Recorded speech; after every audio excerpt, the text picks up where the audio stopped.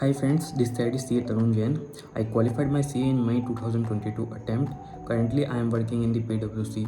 So most of my friends ask me like how I scored such a good marks in one of the most toughest subject of CA in both inter and final level. So that's why I was thinking like instead of talking with them individually, I should create a separate video that would be benefit for many of the student who is struggling in this toughest subject. So without wasting your time, let's start the video. तो सबसे पहले मैं बता देना चाहता हूँ मेरे CA final में 69 मार्क्स थे और CA IPCC में 87 मार्क्स और दोनों ही बार मैंने ये सेल्फ स्टडी से किया है। अब देखते हैं कि कैसे मैंने दोनों बार सेल्फ स्टडी से इतने अच्छे मार्क्स लाए हैं। तो पहला पॉइंट हमारा क्या है कि look it as same subject as other practical subject.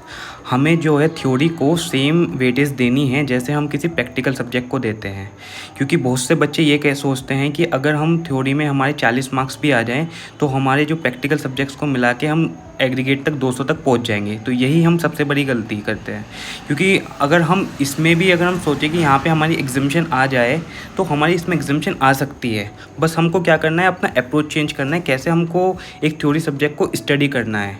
तो उसके लिए हम आगे बढ़ते हैं। विच स्टडी मटेरियल टू चूज़।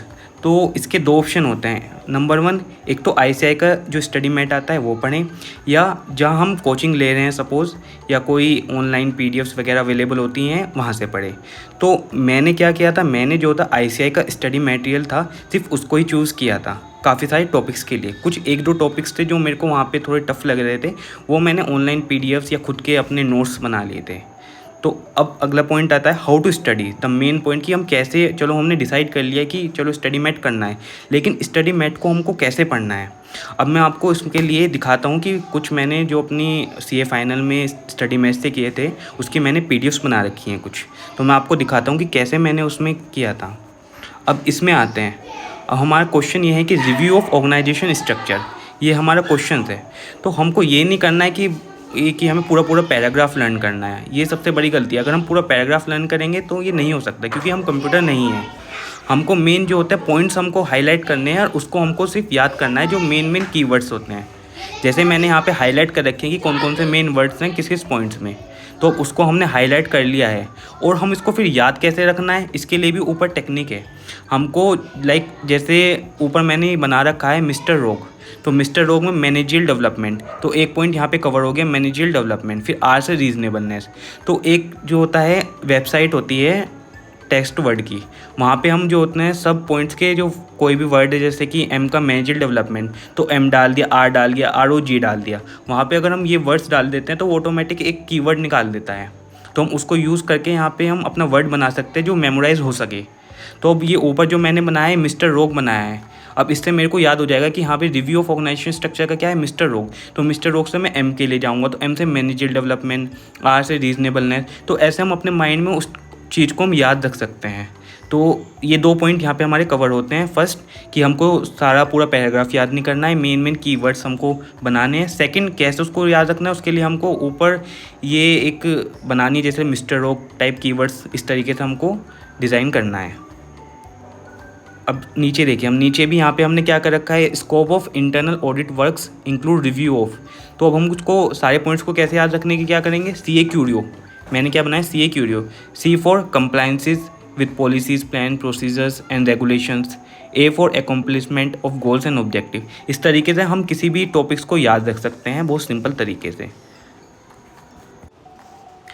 अब एक जो था हमारे CIPCC में एक चैप्टर था वाउचिंग एंड वेरिफिकेशन, जो आई गेस अब न्यू कोर्स में audit of financial statement items हैं।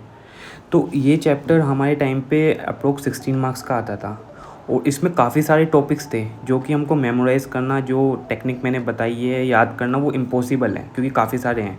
तो इसमें हम क्या कर सकते हैं, इसमें हम सेल्फ नोट्स, मैंने अपने टाइम पे सेल्फ नोट्स बनाए थे और वो सेल्फ नोट कैसे बनाए थे वही हम डिस्कस करते हैं।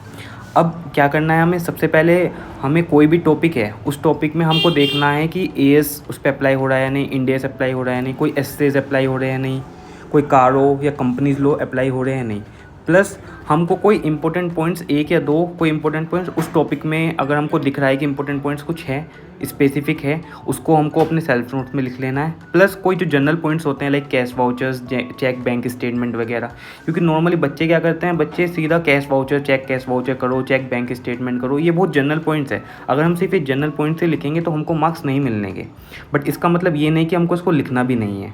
अब हमने नीचे एक एग्जांपल दिया है कि अगर हमको सपोज रेंट पेड चेक करना है तो हमको क्या करना है। तो सबसे पहले इससे 550 अप्लाई हो सकता है। क्यों? अगर हम जो रेंट पेड कर रहे हैं, रेंट पेड हम किसी रिलेटेड पार्टीज़ को भी हो सकता है। तो इससे 550 क्या कहता है, रिलेटेड पार्टीज़ को। तो हमको ये लिखना है कि कंप्लायंस विद इससे 550, कि इससे रिलेटेड हमको ये पॉइंट लिखना है।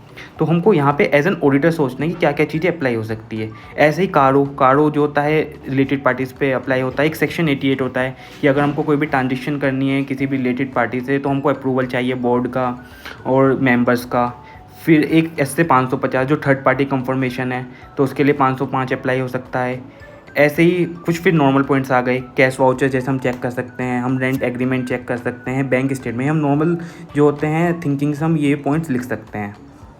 तो इसी तरीके से हम एएस इंडेस भी अप्लाई कर सकते हैं। सपोज़ कोई बोरिंग कॉस्ट है, बोरिंग कॉस्ट के लिए हमारा एक स्पेसिफिक एएस है, एएस 16 जो बोरिंग कॉस्ट पे बात करता है। तो हम एएस इंडेस कोई भी है हम उसको अप्लाई कर सकते हैं। तो ऐसे हम अपने सेल्फ नोट बना सकते हैं जो कि बहुत इंटरेस्टिंग भी होगा, हमारी जो होते हैं एज ए नॉलेज भी बढ़ाएगा और हमको उनको मेमोराइज़ करना भी बहुत आसान हो जाएगा। अब आते हैं हमारे नेक्स्ट पॉइंट पे, what to do after study mate. तो स्टडी मेट हमने सब पढ़ाई कर ली है, अब उसके बाद हमें क्या करना है। तो जो सभी आप यूट्यूब पे वीडियोस देखते हो या आप अपने टीचर से पूछते हो, तो वही बात है, हमको स्टडी मेट के बाद क्या करना है, हमको एमटीपीज़ करनी है, आरटीपी करनी है। अब कौन कौन सी करनी है, एक तो करंट ईयर में जो हमारे जो करंट अटैम्प्ट है उसकी, प्लस लास्ट के 2 अटैम्प्ट्स की। अगर हम ये कर लेते हैं आरटीपी एमटीपी करंट की और लास्ट के 2 अटैम्प्ट की, तो वो मोर देन इनफ है। फिर हम आते हैं अपने नेक्स्ट पॉइंट पे। नेक्स्ट पॉइंट क्या है, what to refer for MCQs. MCQ के लिए हम क्या रिफ़र करना है। काफ़ी सारे जो हम जिससे कोचिंग्स लेते हैं या काफ़ी सारे जो अवेलेबल होते हैं टेलीग्राम वगैरह पे, वे अपने खुद के एमसीक्यूज़ बनाते हैं। हर एक पैराग्राफ पे या हर एक टॉपिक पे एमसीक्यूज़ बनाते हैं। तो बहुत से बच्चे उसे रिफ़र करते हैं, तो वो गलती है, वहाँ पे हमारा टाइम बहुत वेस्ट हो जाएगा। तो हमको सिर्फ क्या करना है, एमसीक्यू के लिए जो आईसीएआई ने एमसीक्यू दे रखे हैं वो मोर देन इनफ है। अगर हम उसको 2 बार भी कर लेंगे तो उसमें से काफ़ी सारे एमसीक्यू तो सेम ही आ जाते हैं। तो सिर्फ एमसीक्यू के लिए हमको सिर्फ आईसीएआई का जो एमसीक्यू की बुक है सिर्फ उसको रेफ़र करना है, बाकी और कुछ नहीं।